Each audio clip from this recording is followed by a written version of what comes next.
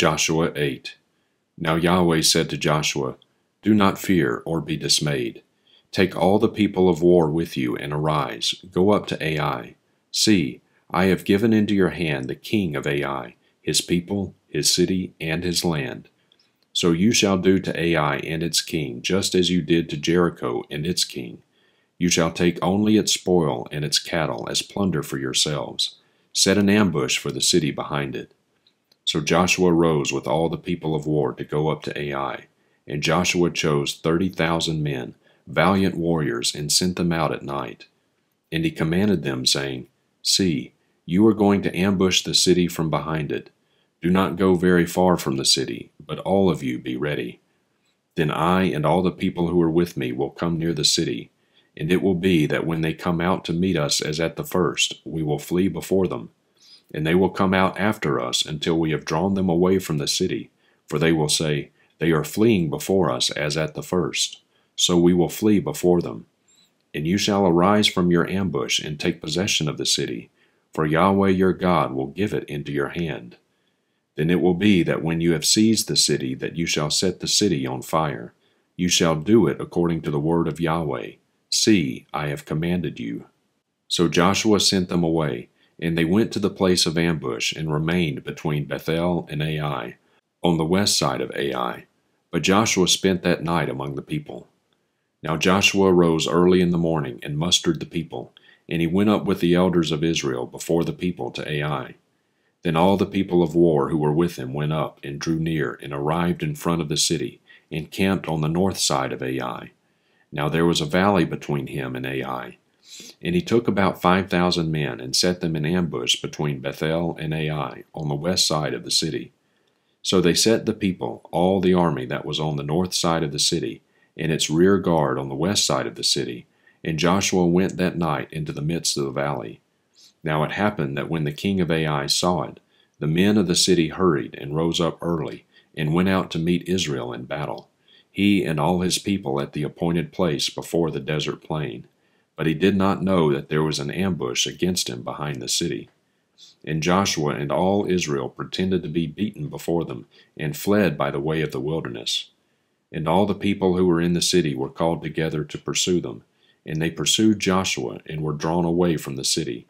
So not a man remained in Ai or Bethel who had not gone out after Israel, and they forsook the city, leaving it open, and pursued Israel.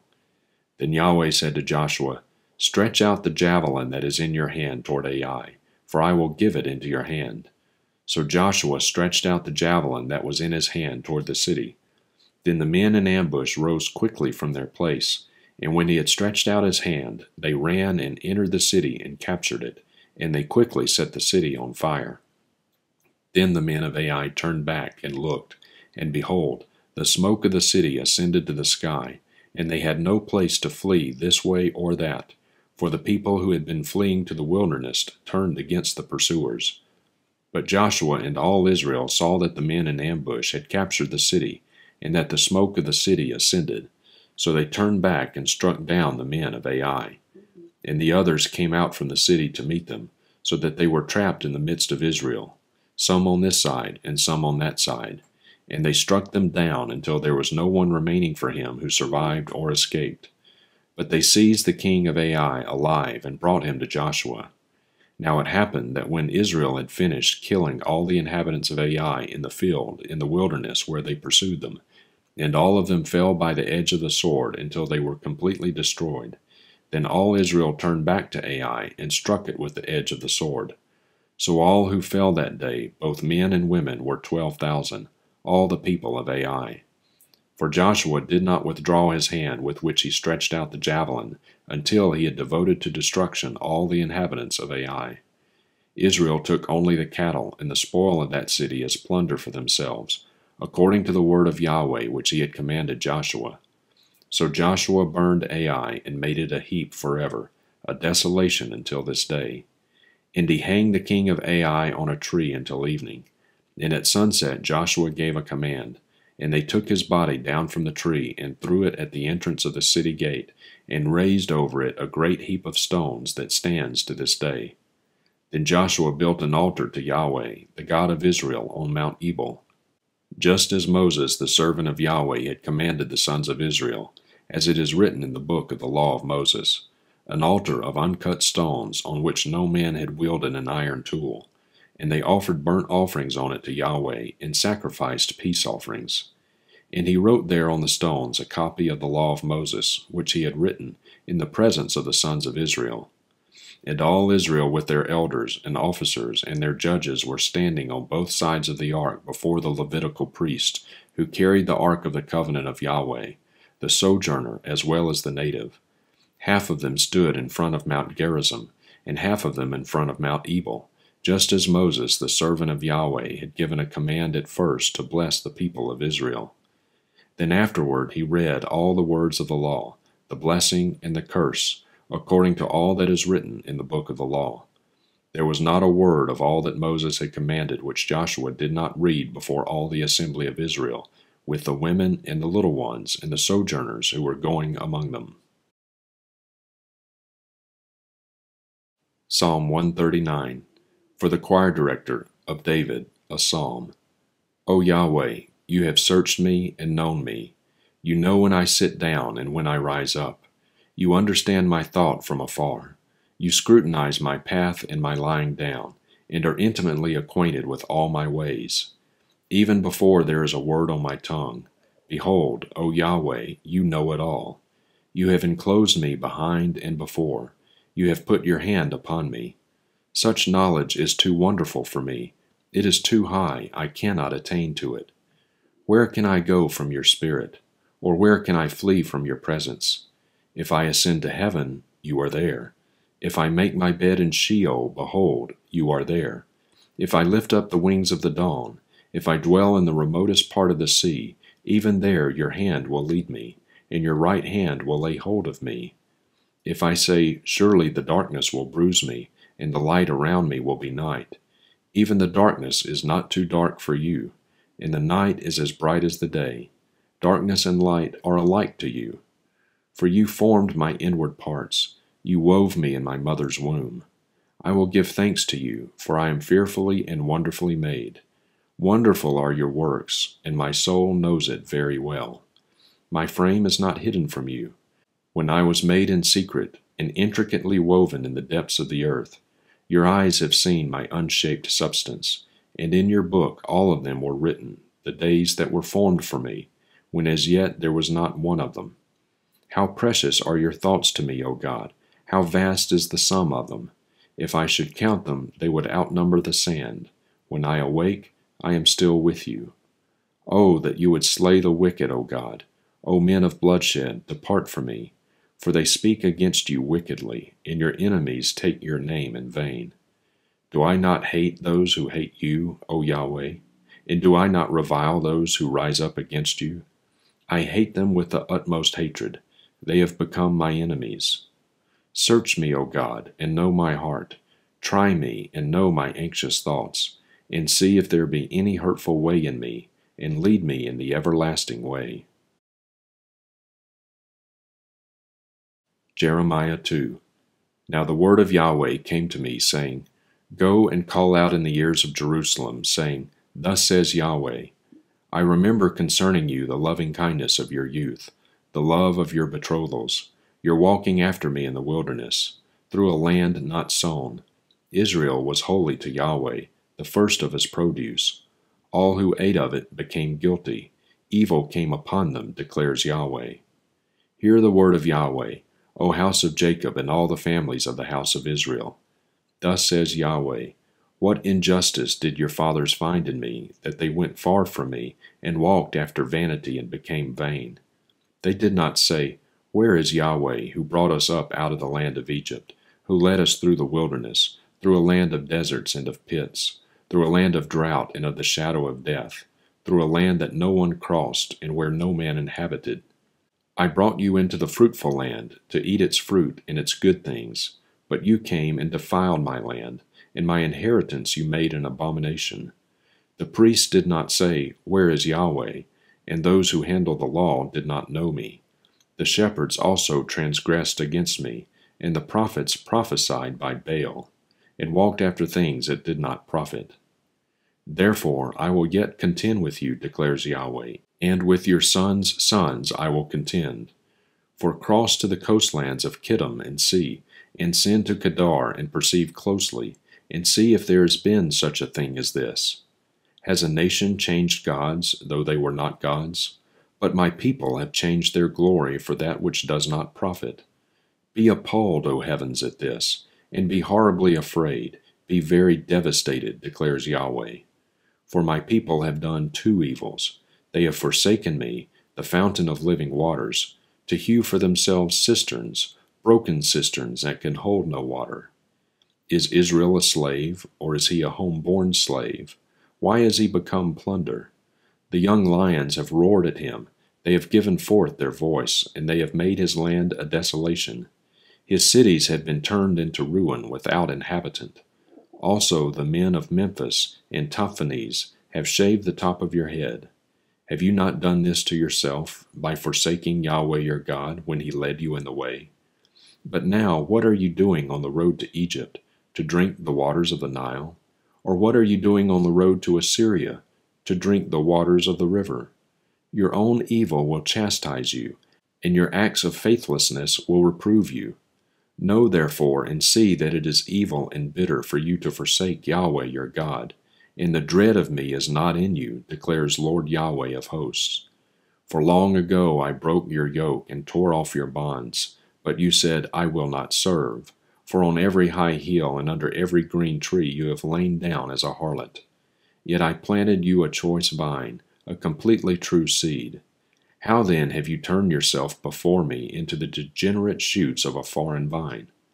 Although you wash yourself with lye and use much soap, the stain of your iniquity is before me, declares Lord Yahweh.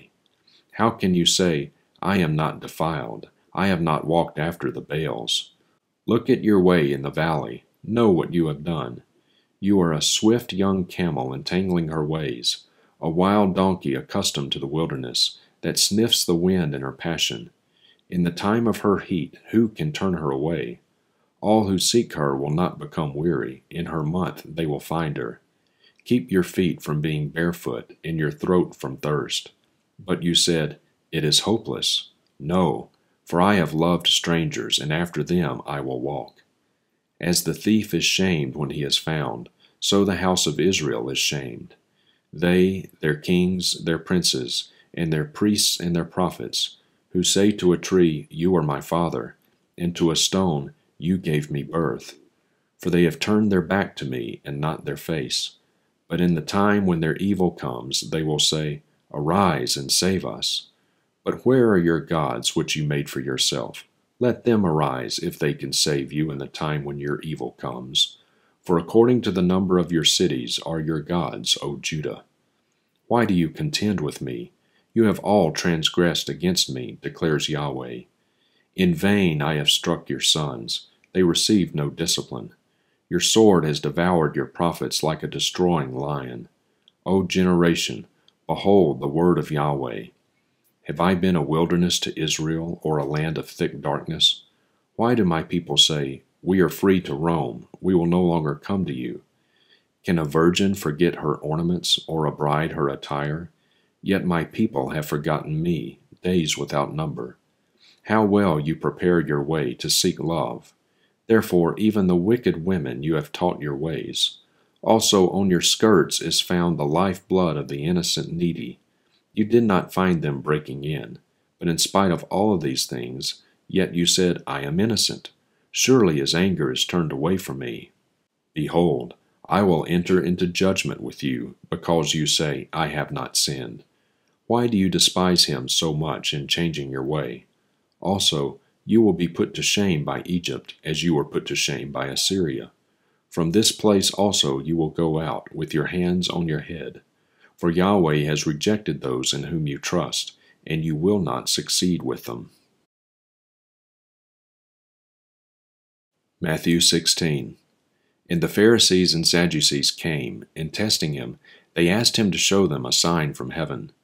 But he replied to them, When it is evening, you say, It will be fair weather, for the sky is red.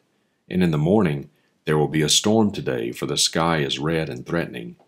Do you know how to discern the appearance of the sky, but cannot discern the signs of the times? An evil and adulterous generation eagerly seeks for a sign, and a sign will not be given it, except the sign of Jonah. And he left them and went away. And coming to the other side of the sea, the disciples had forgotten to bring bread. And Jesus said to them, Watch out, and beware of the leaven of the Pharisees and Sadducees. Now they began to discuss this among themselves, saying, He said that because we did not bring bread. But Jesus, aware of this, said, You men of little faith, why do you discuss among yourselves that you have no bread? Do you not yet understand or remember the 5 loaves of the 5,000, and how many baskets full you picked up? Or the 7 loaves of the 4,000, and how many large baskets full you picked up? How is it that you do not understand that I did not speak to you concerning bread? But beware of the leaven of the Pharisees and the Sadducees. Then they understood that he did not say to beware of the leaven of bread, but of the teaching of the Pharisees and Sadducees. Now when Jesus came into the district of Caesarea Philippi, he was asking his disciples, saying, Who do people say that the Son of Man is? And they said, Some say John the Baptist, and others Elijah, but still others Jeremiah or one of the prophets. He said to them, But who do you say that I am? And Simon Peter answered and said, You are the Christ, the Son of the living God. And Jesus answered and said to him, Blessed are you, Simon Bar-Jonah, because flesh and blood did not reveal this to you, but my Father who is in heaven. And I also say to you that you are Peter, and upon this rock I will build my church, and the gates of Hades will not overpower it. I will give you the keys of the kingdom of heaven, and whatever you bind on earth shall have been bound in heaven, and whatever you loose on earth shall have been loosed in heaven. Then he warned the disciples that they should tell no one that he was the Christ. From that time Jesus began to show his disciples that he must go to Jerusalem and suffer many things from the elders and chief priests and scribes, and be killed, and be raised up on the 3rd day. And Peter took him aside and began to rebuke him, saying, God forbid it, Lord, this shall never happen to you. But he turned and said to Peter, Get behind me, Satan. You are a stumbling block to me, for you are not setting your mind on God's interests, but man's. Then Jesus said to his disciples, If anyone wishes to come after me, let him deny himself, and take up his cross, and follow me. For whoever wishes to save his life will lose it, but whoever loses his life for my sake will find it. For what will it profit a man if he gains the whole world and forfeits his soul? Or what will a man give in exchange for his soul? For the Son of Man is going to come in the glory of his Father with his angels, and will then repay each one according to his deeds. Truly I say to you, there are some of those who are standing here who will not taste death until they see the Son of Man coming in his kingdom.